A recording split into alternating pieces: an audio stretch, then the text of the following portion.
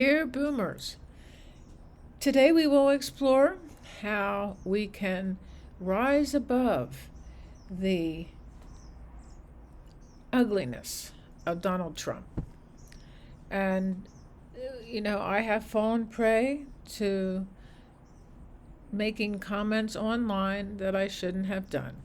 But in response to a guy who saw one of my TikTok videos yesterday, he said that I should just grow up, and he would have expected somebody my age to be more mature.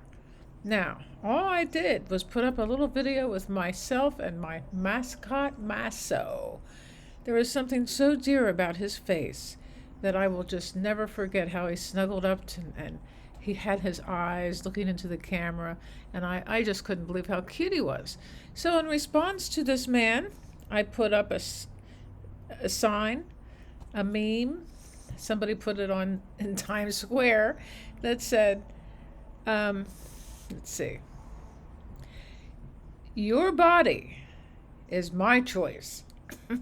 With fans on the fans there. I just loved it, Your body is my choice. Okay, so that I didn't hear back from it. And besides, I shouldn't have done it, but I just thought it was a very creative meme. So I had to get myself into a mind space where I can stop doing these things and I can just have a peace of mind that overcomes all of these hateful things that are coming in from the campaign regarding women, race, transgender, homosexuality, lesbianism, and just general raw, ugly racism. So let's imagine that we live in a world where nothing can disturb us. I came across this wonderful poem, Prayer, by Saint Teresa of Avila, who said that let nothing disturb thee, let nothing frighten you, all things must pass. God never changes. Patience obtains all things. Wherever God goes, you go. And if you have God in your heart, you lack nothing. And that's because only God suffices. And that is coming from a nun who probably had some hateful people in her tail too. So she was a saint. We are not saints. We are human. Oh my God. When you are unaffected by insults, challenges, or surrounding chaos, that is when you are kind of living in a peaceful inner place. So how empowering would that be to be so peaceful, so loving, so patient that everything kind of rolls over you like a wave? So today, we're just going to explore 10 principles that came from Buddhism that will help us all stay calm, peaceful, as we take action to win this election back from the fascists. So Buddha once said, peace comes from within. Do not seek it from outside. Let's figure out how to do that. So in Buddhism, and actually in all world religions, we learn that insults and offensive may only have power if we give them power. And of course, this is dramatized by the figure of Jesus Christ, who was like that too. He was, and of course, Saint Teresa of Avila followed Jesus Christ. He rose above all the hate that was thrown in his direction. So when somebody says something very, very hurtful, it can disturb our peace briefly. And then we can choose to let it go and return to a calm, peaceful, forgiving state. Holding on to anger, says the Buddha, is like drinking poison and expecting the other guy to die. This means that when we cling to anger and resentment, we suffer. Not the person who insulted us. I don't know why that is such a hard thing to grasp. But I guess when people lash out with grievances, they're not even thinking of what it does to yourself. And this way we remain unaffected and keep our inner peace, like the pond returning to stillness after tossing a little pebble into it. So the second principle here is to transform everything into a teacher. Let's take Donald Trump, for instance. What have we learned from his hate, from his inability to change, from his absolute narcissism? His narcissism is something that word hadn't even been heard before Donald Trump ran for president the first time. I don't think anybody knew what a narcissist was. In fact, I know I did not. So, from this standpoint, we are encouraged to view every person we meet as a teacher, including Donald Trump. This means that everyone, whether they bring us joy, pain, challenges, despair, has something very valuable to teach us. So when we adapt this perspective, we are turning negative experiences into chances for growth. So we're not remaining stagnant. We are growing from what we have learned from these situations. If someone is unkind to us, we can learn patience and compassion. Viewing others as our teachers keeps us open-minded and less affected by negativity. And so every interaction becomes an opportunity to learn and to grow, helping us stay centered and resilient. Another principle is transform envy into emulation. Instead of feeling angry, the Buddhists say, turn envy into emulation. When we see someone succeeding or possessing qualities we admire, we can choose to be inspired rather than envious. Instead of feeling bad about ourselves, we can use the success of others as motivation to improve ourselves. Transforming envy into emulation helps us to stay positive and focused on our own progress. Also, it fosters a generous heart. We become unaffected by comparisons and negativity. So one of the things I've noticed as Donald Trump aside, is that people, when they compare themselves to what other people are doing, as far as progress in their business, for instance, we are really, it's another excuse not to go not to go forward, really. So we have to be strict with ourselves, but tolerant of others. So a person who works diligently at self-improvement while being kind to others, the Buddhist teaches us to hold ourselves to very high standards while being tolerant of other people's faults.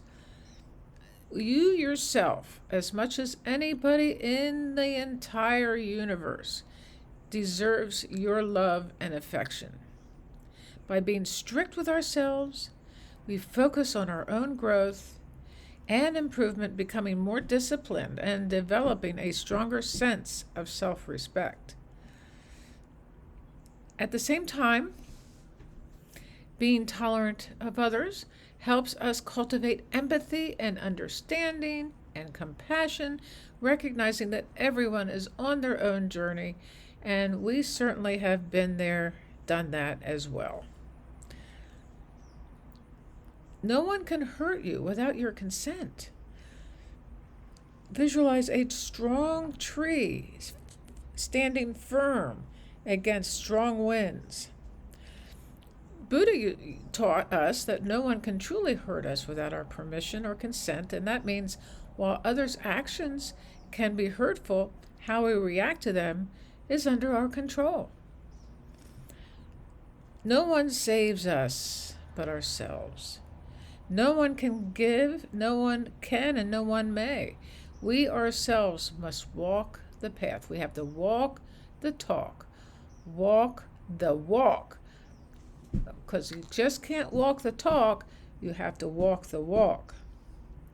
When we are developing a strong sense of ourselves and inner peace, we become resilient to external harm. We become resilient to external harm. The tree bending but not breaking in the wind. The tree bending but not breaking in the wind.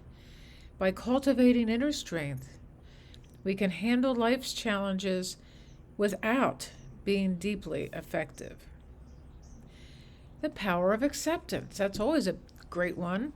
Visualize a person peacefully accepting a challenging situation instead of thinking, oh my God, going into a fear state, going into an acceptance state. Acceptance is a powerful tool in Buddhism and, dare I say, in true Christianity, and I mean true Christianity. Jesus helping the sick and the poor. Jesus' whole platform, or I should say his whole ministry, was love, unconditional love. That is true Christianity, not fake. So, acceptance is a powerful tool in all religions. It involves embracing things as they are, without resistance or judgment. Accept what is, let go of what was, and have faith in what will be, said the Buddha. Acceptance allows us to save our energy for positive action rather than wasting it on resistance. So what are we resisting? That's very interesting because when you resist, you kind of close down, but when you accept, you are elevating your emotional state. By accepting life's ups and downs, we can handle challenges more smoothly, reducing our suffering, and maintaining calm and contentment no matter what the circumstances. These are hard lessons, but it sounds simple, and maybe it is, but we have to work on it day by day, minute by minute. It's very important. Now we have to live harmoniously with nature too. We don't go out and trash it, which is what humans have tended to do, and this is why we are in a climate crisis. So, picture a person harmoniously living in nature and following nature's natural rhythms. And stay grounded. You have to stay grounded, or you will stay grounded when you do this. Just as a candle cannot burn without fire, man cannot live without a spiritual life, said the Buddhists. Okay, this is probably, I believe Jesus said this too. You cannot live a full and generous and loving and grateful life without having a spiritual life. All those things are spiritual. By living according to nature, we recognize the interconnection of all life and appreciate the beauty and balance of our surroundings. So you can learn to listen and hear. You can learn to see and vividly imagine. You can smell all the smells. You can touch and feel. This is getting in touch with the moment at hand with all of your senses. The person who rises with the sunrise lives a simple life and a fulfilling life. Embrace the simplicity and wisdom of nature helps us to let go of modern stresses, creating a more peaceful and fulfilling life. Then we have to consider living an ethical life. A person living ethically, treating others with kindness and respect, all the animals, all the children, all humans, no matter what race or what station in life that they are. Ethical living is central to Buddhism and Christianity. The mind is everything, and Hinduism and every other religion. What you think, you become. The mind is everything. What you think is what you become. Ethical living involves following principles such as honesty, compassion, and respect for all living things. By focusing on right actions and moral behavior, we build a foundation of integrity that shields us from negative influences, allowing us to positively impact the world around us. So when we look at people like Trump and all of his unethical behavior, all of his lies and his dishonesty, we don't lash out at him. We try to see him as a teacher and how we can change ourselves for the better. Now, believe me, I am not there yet when it comes to Donald Trump. I'm trying, and I'm trying to help us see that by enacting these kinds of mind states, we can, live more peacefully and in solitude and contemplation, and maybe even turn off the news. That's what I have been trying to do, but lately, as we hit the Democratic National Convention, I am very excited by that convention. I think it'll be very enlightening. And as I have mentioned before, I believe real democracy is a spiritual path for us to follow, and this election is very much about preserving democracy. Inner democracy, outer democracy. And gratitude. Of course, gratitude is always the thing. It's a powerful principle that can transform our perspective on life. Now, it's not just about having gratitude for everything in my life. I'm very excited about my friend Jono coming tonight. That kind of makes me feel a little bit more springy. But gratitude for what is yet to come as I heal as I heal all the things that has come in the past, and I look forward and I embrace everything that is yet to come. That is a great thing to do. And you believe it and you have faith in it. So it's a powerful principle.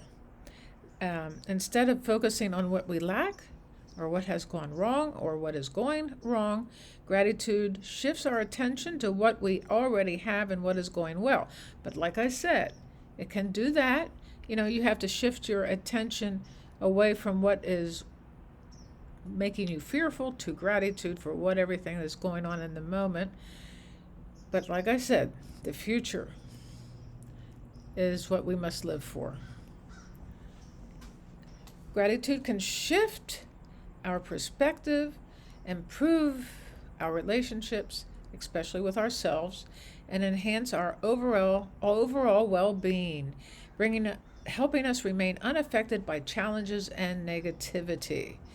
Gratitude, according to Joe Dispenza, is the vibration that will help you attract the things that you need to attract in order to live in America, basically. Everything's so expensive. Lots of us, and as boomers, are trying to figure out how to negotiate the rest of our lives and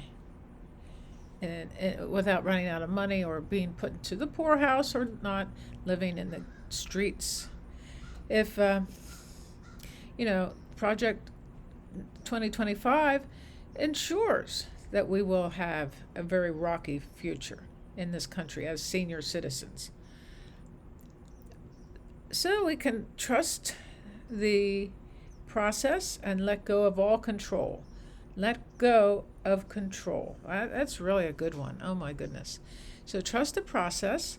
Let go of the need to control is everything in fundamental Buddhism.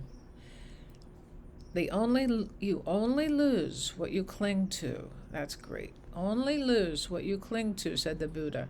By surrendering to the flow of life, we allow things to unfold naturally without forcing them. This approach allows us to experience life with a sense of freedom, and joy, understanding that we are not defined by our circumstances, but how we respond to them. That's everything. Everything that you are is embodied in how you don't react and how you accept, how much patience you have for all circumstances. And these principles will help us deal in the coming few months with Donald Trump ranting and railing and lying and degrading women, degrading black people, degrading anybody who doesn't agree with him. And believe me, he's not just a dangerous person to our democracy. He is dangerous to me and to you. If you do not agree with him, he will, I don't know. I think that it's really a dangerous situation we're in, and I believe Kamala is the answer to getting us out of it. But there's so much violence in today's world that and especially violence that is perpetrated by Donald Trump himself. We have to be very careful, people. Be very careful. I hold you in my deepest heart, and I pray for your safety as well as my own. There will be a video that shows up here. Take a look. Love to you all.